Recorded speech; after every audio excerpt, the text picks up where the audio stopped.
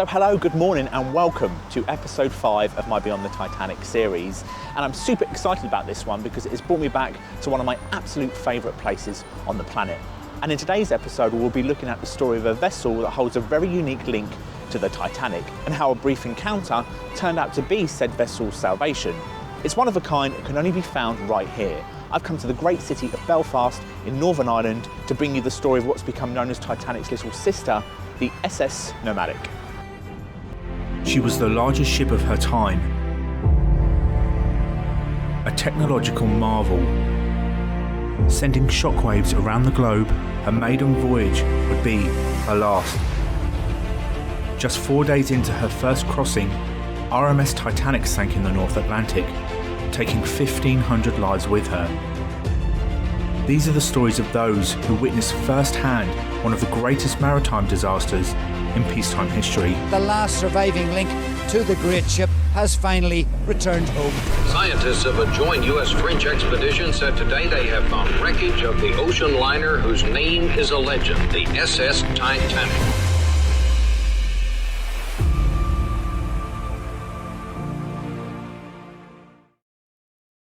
The SS Nomadic and her sister ship, the SS Traffic, were two small vessels commissioned by the White Star Line to act as tenders to the Olympic-class fleet of Olympic, Titanic, and eventually the Britannic. During the planning stages of the three mammoth liners, it was quickly established that their size would pose a problem for White Star. Now, because they were so large, they would not be able to dock in the French port of Cherbourg as it was too shallow. The port was a regular calling point for transatlantic liners. To overcome this problem, White Star decided to construct two smaller vessels to act as a permanent ferry service at the port. The larger visiting liner would be moored offshore, and the smaller tender vessel would sail out and transfer passengers, mail and cargo to the awaiting ship. Now, the Nomadic was designed and built by the same man and team that designed the Titanic, and was headed up by Thomas Andrews, the chief designer of the Hull and Wolff shipyard right here in Belfast. And Nomadic was constructed on this very spot that was once slipway number 1, right next to where the Titanic and the Olympic were built. Now, construction on Nomadic began on December 22nd, 1910, and on April 25th, 1911, just under a year before the Titanic went down, her hull was launched from the slipway here into the waters of Belfast, ready to begin her career at sea. And what a career it would turn out to be.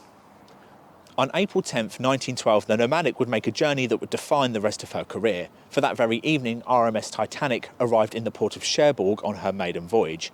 Now, the Nomadic transferred 274 passengers from the shoreline to the ship, including the likes of John Jacob Astor, the richest man who would end up sailing on Titanic.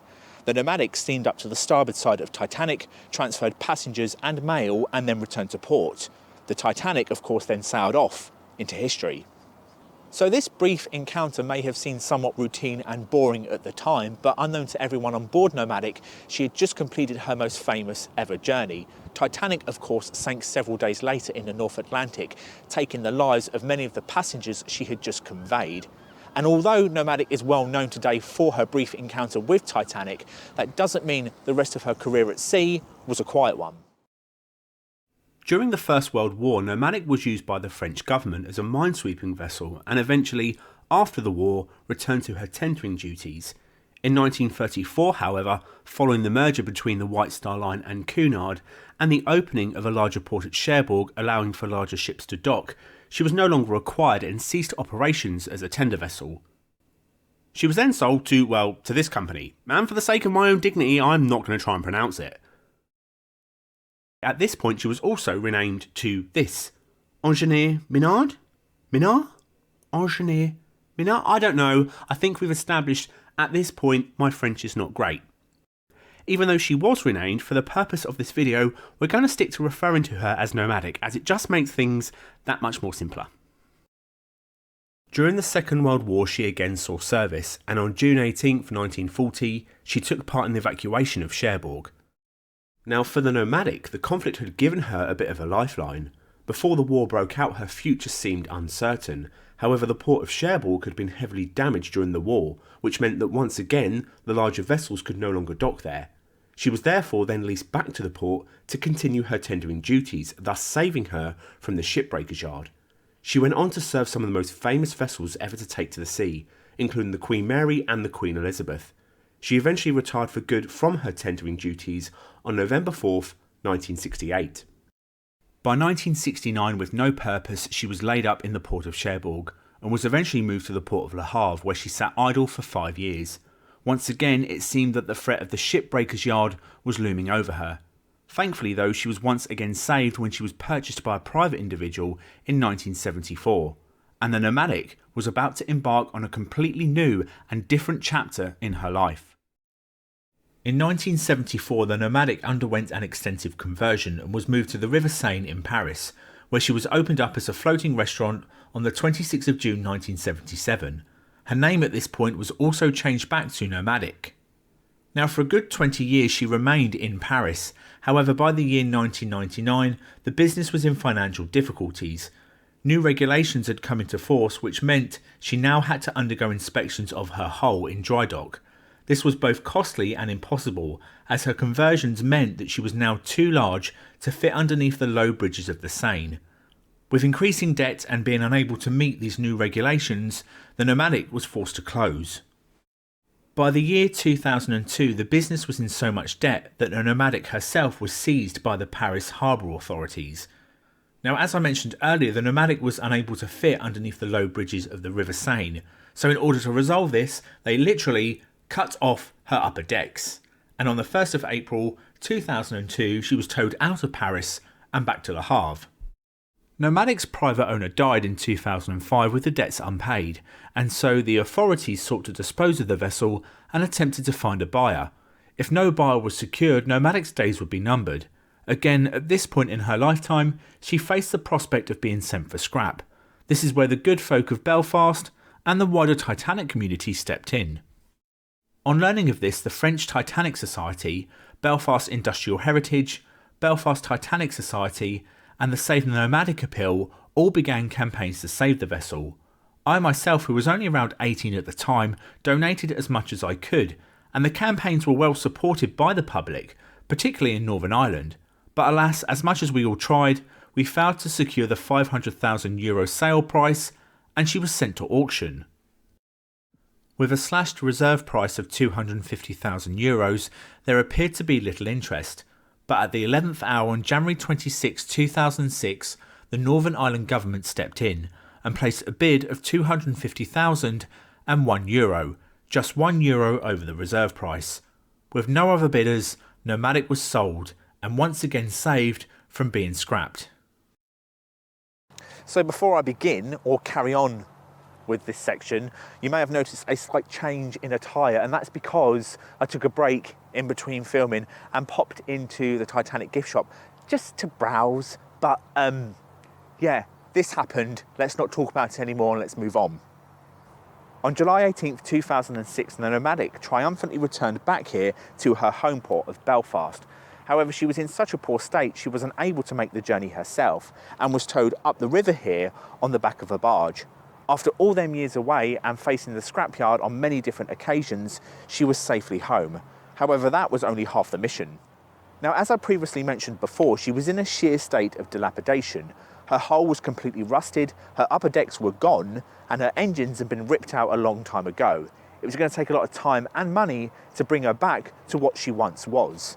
And so the Voluntary Nomadics Trust was set up to oversee her restoration.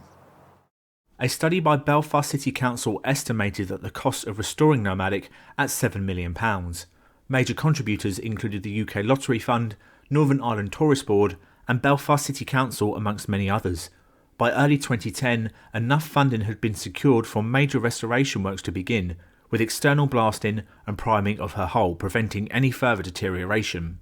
In February 2011, history was once again made when her original builders Holland & Wolff, who are still in business today as of 2022, were appointed to undertake much of her restoration, rekindling the 100-year-old link with the shipyard.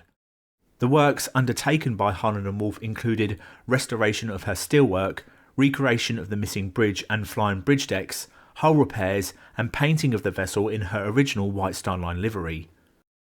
This, however, was only half the job. Whilst her exteriors were coming along, inside still needed attention. I was fortunate enough to get a tour around Nomadic during her restoration, and as you can see in this short video I took, she really was gutted out.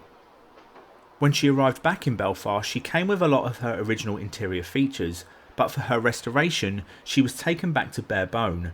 Any original fixture that could be saved was taken out, restored, and later returned. From serving some of the most famous ocean liners in history, of course, including the Titanic, and serving in both world wars, it's safe to say that the Nomadic has had a varied career. It took around 3 years for her restoration to be completed, but I'm pleased to say that here she is, fully restored to her former White Star Line glory. Remember, she was designed and built by the same team that built the Titanic, so the similarities are obvious, hence the nickname she has earned as Titanic's little sister. After years of restoration, on the 1st of June 2013, she was finally opened up to the general public. And today, I purchased a ticket, we're going to step aboard and take a look around.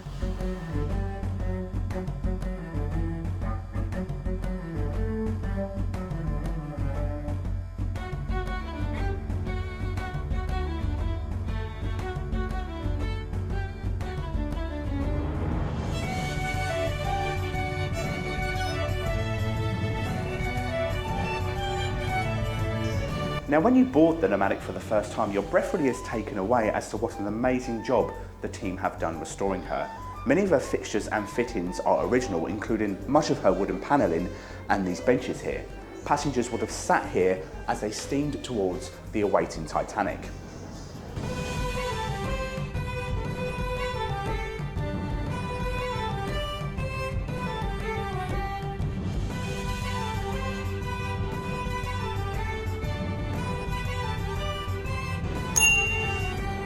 Of course, it wasn't just Titanic's passengers that Nomadic welcomed aboard during her lifetime. Many celebrities stepped aboard, including the likes of Charlie Chaplin and Elizabeth Taylor, to name just a few. Now, of course, there are only a few places around the world that hold such a tangible link to the Titanic, and walking Nomadic's decks really does give you a sense of what it must have been like at the time. You can just imagine the sheer excitement the passengers must have felt as they steamed towards the great Titanic. And as they approached her starboard side, her hull would have dwarfed Nomadic's, and it would have towered above them as far as the eye could see. It would have been an absolutely incredible sight. Now, do you remember earlier when I said that I donated to the restoration project for this vessel? That technically means that something on the ship belongs to me. I bought it, so I'm claiming this wheel. This wheel's mine. Because, no, my luck, it was probably used on a toilet seat or something. And speaking of toilets, they really have gone all out when it comes to restoring this vessel, because here I am answering the question that I'm sure no one was asking as to what her toilets look like. A lovely way for me to end my tour of Nomadic, I'm sure.